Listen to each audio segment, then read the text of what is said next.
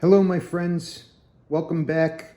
It has been a long time since I have caught you up to date on my duty belt setup. A lot of things have changed since I did my last duty belt setup, which was, or my last duty belt setup video, which was, I think 2012 or 2013, something like that, 2014 maybe. A lot of things have changed. I've got multiples of them now because I have multiple jobs now. So surprisingly, this original Safariland duty belt, not as much has changed as one would think over all this time. Some things have upgraded, some things are still the same. Let's get into it real quick, and then in a separate video, I'll show you my two other rigs that I also use, as well as my vest and how that's set up. So, all right, let's get into this real quick. First of all, I'm still using the, let me get my camera set here. I'm still using the all leather Safariland rig with the silver buckle and silver hardware. Pretty much consistent silver snaps throughout, at least on everything that has snaps. I did switch several years back to a Zac Tool keychain, because it's just much simpler and easier than one of those snap or Velcro, leather key holders. Those things, they're kind of a pain. Much easier just to throw your shop keys or your office keys or whatever right onto a Zac Tool, and much simpler. So I did upgrade to a Zac Tool keychain. Still running the same OC pouch as back in the day. Still running my same silver belt keepers as back in the day. I did upgrade to a new Safariland rig, and I'll show you why. It's because I upgraded my duty pistol. Let me take off the QLS here, and let me show you what's up with this rig. So this is, I believe, a 6360. Obviously, this firearm's safety checked already. And this is a level 4 retention holster now, with both the Safariland SLS and ALS system. So the reason I upgraded is because I added a red dot optic to my pistol. So in doing that, I had to also update my patrol rig, so my patrol holster, to accommodate for that. Let me show you what's going on with this 6360 holster. It's pretty cool. First of all, some people consider the tension screw a method of retention. I never really did. I suppose it is, but I never really did. I've been sold on considering the hood a weapon of retention. So that's level 1, in my opinion. You all know that the hood keeps people from accessing your holster releases from the front. This rig first has a SLS lock. Okay, let me show you that. So that's first. There's your lock backwards. Then your SLS system. A lot of you are familiar with the SLS system. You push down and pop it forward. Not only does that release the strap here, but it also pushes down on your red dot optic protector door, or protector flap, which is pretty cool. All this is not a level of retention. All this does is keep debris and inclement weather off of your optic. So that's level 2 with the lock, and level 3 with the SLS hood.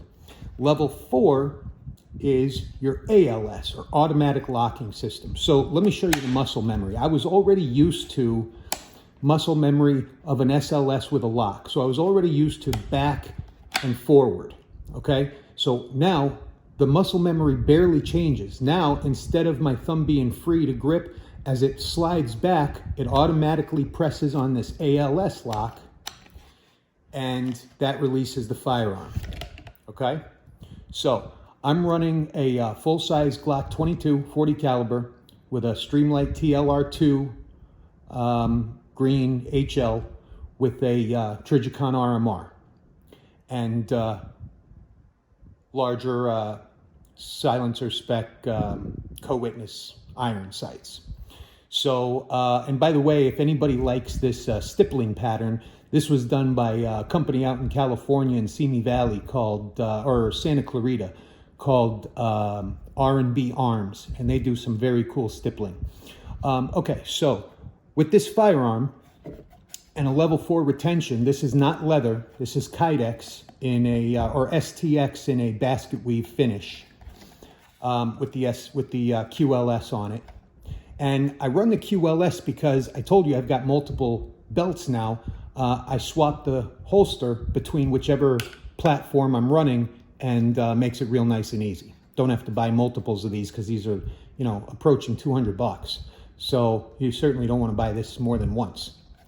But as opposed to my old leather rig, this is a much lower tolerance rig. The leather rig, you could pretty much just flop the gun in there, and once you lock your strap up, it's secured and that's it. But with this Kydex or STX rig, you really have to drop the firearm in at exactly the right angle for it to go in and have the ALS system grip around your slide and lock it in place.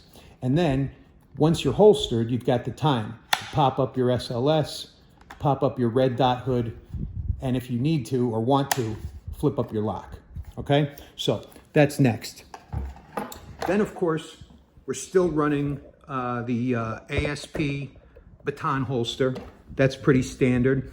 I think I actually upgraded to the newer model with a buckle on the back that allows it to come on and off the belt without having to slide everything off. But other than that, it's exactly the same.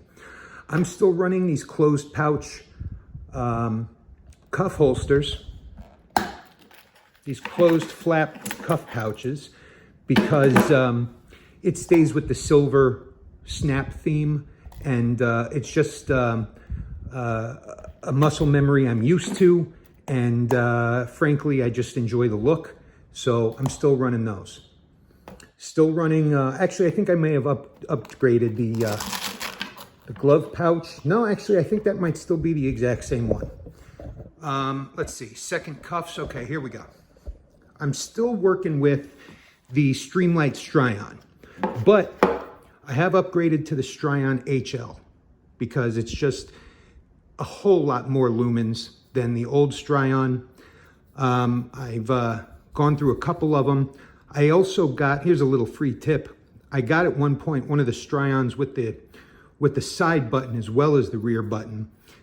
Only took a few weeks running the side button Strion in a duty rig before that side button almost came all the way off. So don't run one of those side button Strions in your duty rig. You're gonna have to be very careful about which way you position the light to save the side button. Otherwise, it's just gonna rub all day. I added the tourniquet, which used to just keep in an IFAK in the car, but now I keep it on the belt.